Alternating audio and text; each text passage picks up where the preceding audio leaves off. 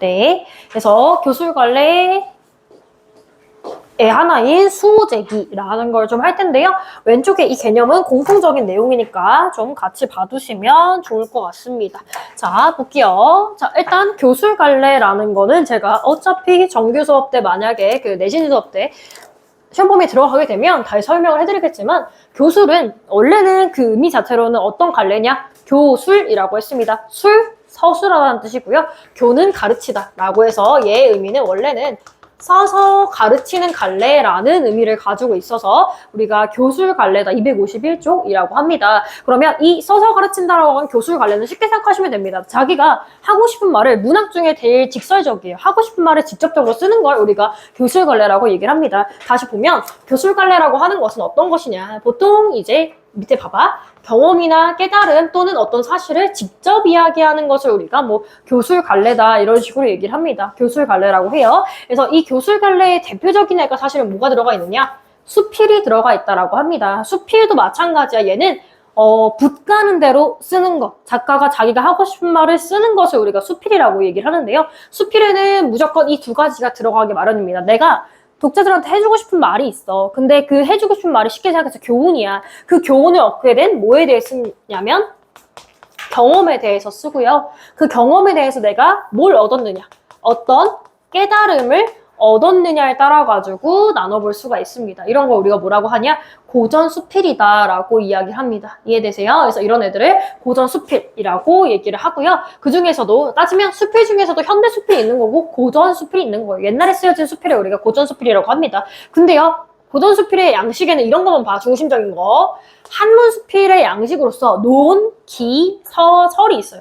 근데 시험 범위에 보통 많이 나오는 건 설이에요. 설이 보통 많이 나와요. 이육설, 탄홍설 뭐 이런 애들이 있는데 그 설이라는 갈래가 많이 나와요. 근데 우리가 볼 건 기긴 합니다. 설이랑 기가 중심적으로 많이 나오는데 우선순위를 따지면 1순위 설, 2순위 기라고 생각하시면 되거든요. 비슷한 느낌인데 약간 달라요. 다 경험이나 깨달음을 기반으로 하고 있는 그런 갈래인데요. 설 같은 경우에는 이거야. 사물의 이치나 깨달음을 표현한 글이야. 정말 그래서 얘는 제일 수필에 가까운 경험과 깨달음에 대해서 쓰는 게 설이에요. 그럼 우리가 배울 기는 뭐냐? 이때 기자를 보시면 좋습니다. 혹시 이거 한자 아는 사람? 기? 기록할 기자입니다, 아이들아. 자, 그러면 얘는 뭐냐면 기록의 의미가 좀 더 커요. 기록의 의미가 조금 더 큰 수필이다라고 생각을 하시면 됩니다. 그럼 보시면 어떤 사건이나 경험을 하게 된 과정을 뭐 하는 거야?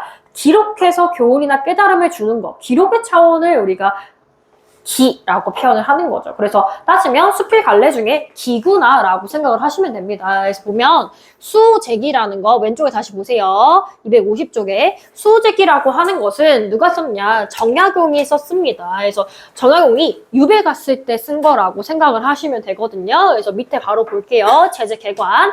얘는 아까 얘기했던 것처럼 고전, 수필, 경험, 깨달음에 대해서 쓴 수필 갈래고요. 그 다음에 한문 수필, 기록문학이라고 해서 기라고 했습니다. 수필 중에서 기에 해당하는 친구다. 이건 아마 너희들의 그 정규 수업 교재 있죠. 거기 안에 보통 한 번씩 나올 겁니다. 그런 애들을 우리가 뭐라고 하냐? 수제기라고 하는데 어떤 내용이냐면 약간 좀 철학적이에요, 내용이. 자, 참된 나를 지키는 일의 필요성이라고 했습니다. 참된 나라고 했으니까 진정한 나야. 쉽게 얘기해서 정신적인 나야.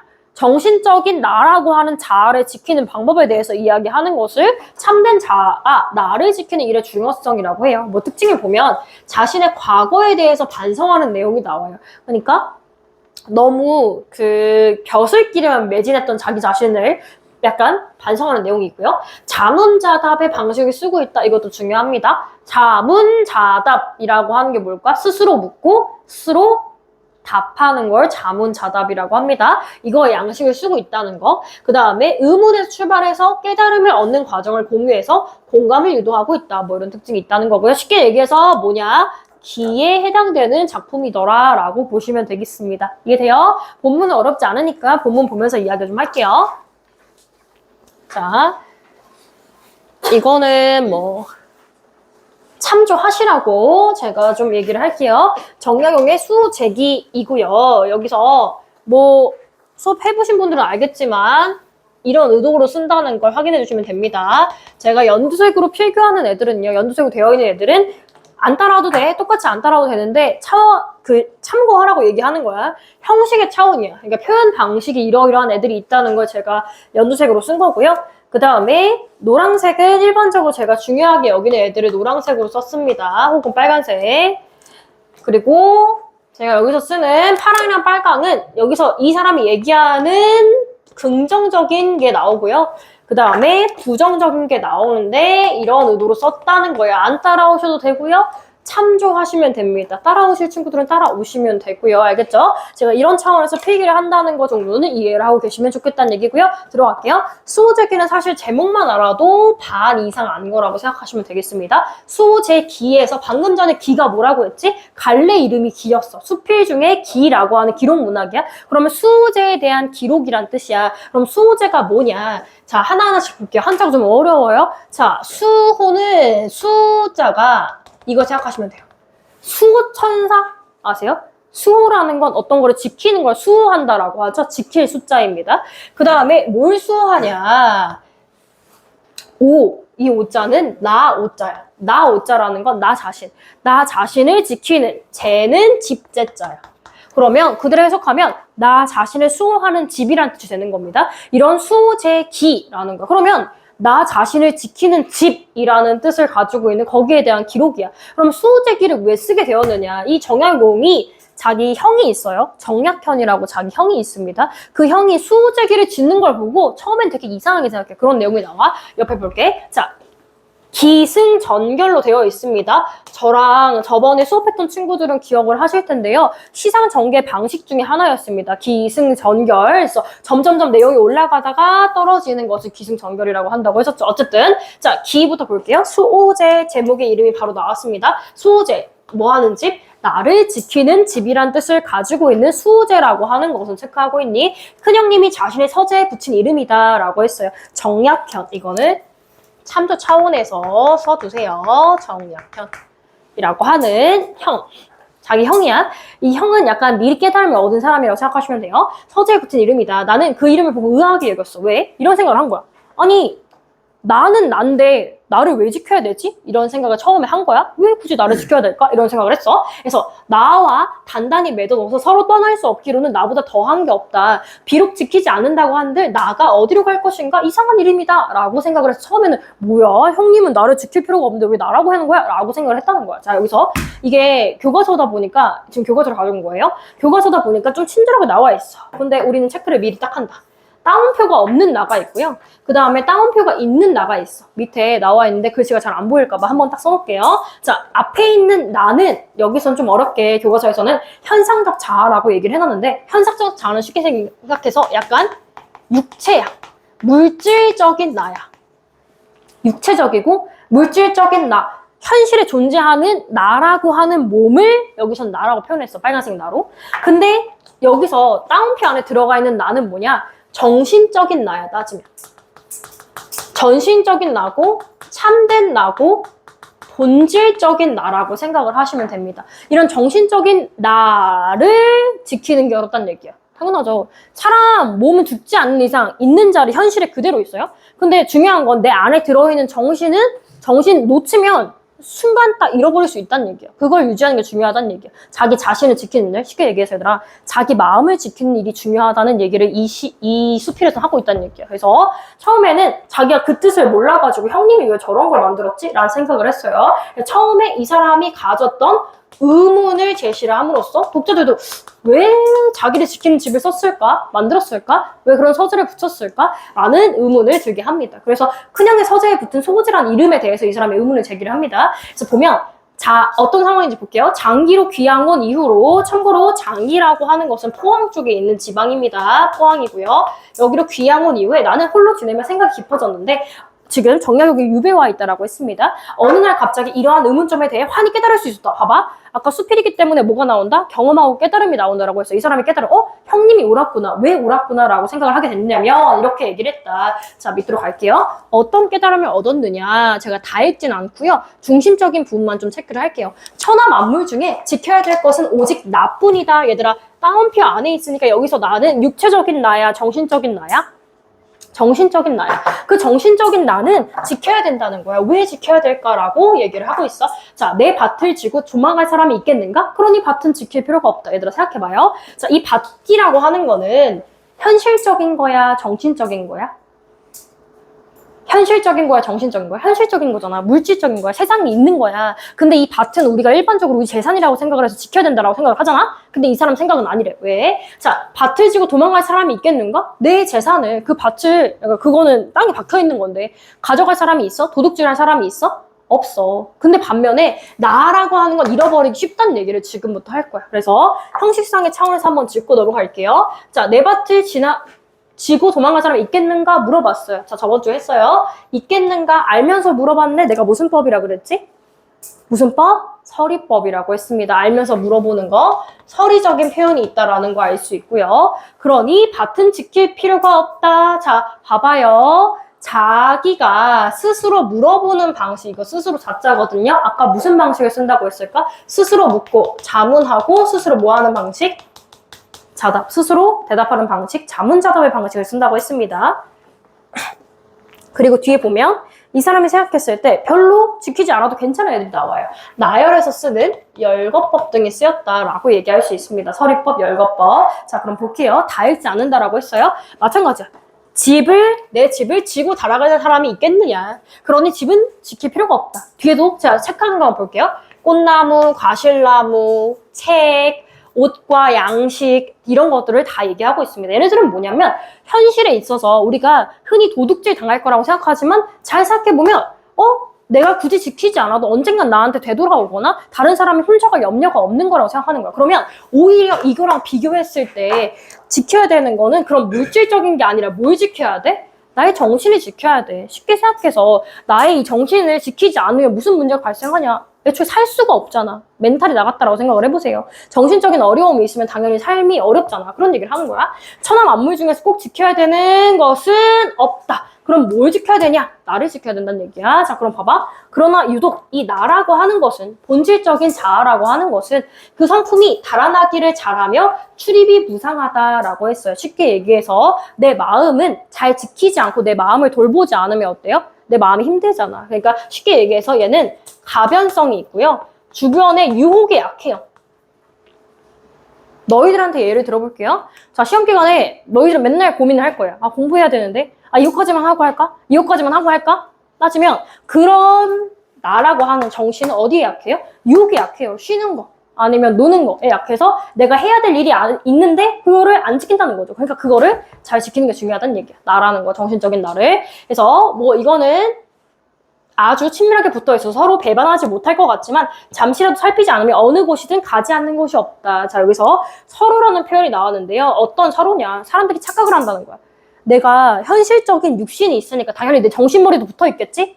이게 아닌데 봐봐. 내 목은 육신. 따지면 아까 얘기했던 현실의 나, 육신을 가지고 있는 나와 정신적인 나는 항상 붙어있을 거라고 사람들이 상상을 하는데, 생각을 하는데 실제로 그렇지 않다는 얘기예요. 정신이 어디로 가버릴 수 있으니까 그거를 찾거나 되찾거나 유지하는데 주의를 기울일 필요가 있다는 얘기예요. 뭐 그런 얘기입니다. 그래서 보면 이익으로 유도하면 떠나가고 위협과 재앙으로 겁을 주면 떠나가고 질타하는 음악 소리만 들어도 떠나가고 한마디로 유혹에 약하다라고 하는 나의 특성을 보여주는 거야. 미인의 예쁜 얼굴과 요열만 자태만 보아도 떠나간다. 그런데 이 나의 특징은 또 뭐야? 한번 떠나갔어. 그러면 잘 안 돌아와. 붙잡아서 만류할 수가 없다. 그러니까 천하 만물 중에 잃어버리기 쉬운 것으로는 나보다 더한 것이 없다라고 얘기하면서 나 자신을 지키는 것에 대한 중요성을 얘기를 합니다. 그래서 보면 그러니 옆에 볼게. 꽁꽁 묶고 자물쇠로 잠가서 나를 지켜야 되지 않겠는가? 나를 굳게 지켜야 되지 않겠는가? 라고 스스로 물어봅니다. 참고로 이거는 겸사겸사 알아두세요. 얘들아 잘 생각해봐. 나라고 하는 거는 나의 정신이라고 했어. 정신을 자물쇠로 꼭꼭 잠근다라고 얘기했네. 저번에 배웠던 건데 할 수 있나 볼까요? 나라고 하는 건 정신적이고 눈에 안 보이는 거예요. 자물쇠로 잠그는 건 물질적인 것에 적용할 수 있는 개념이죠. 추상적 개념의 구체화다라고 적용해 볼 수가 있겠죠. 봐봐요. 이렇게 적용해 볼 수 있겠다. 추상적 개념의 구체화다.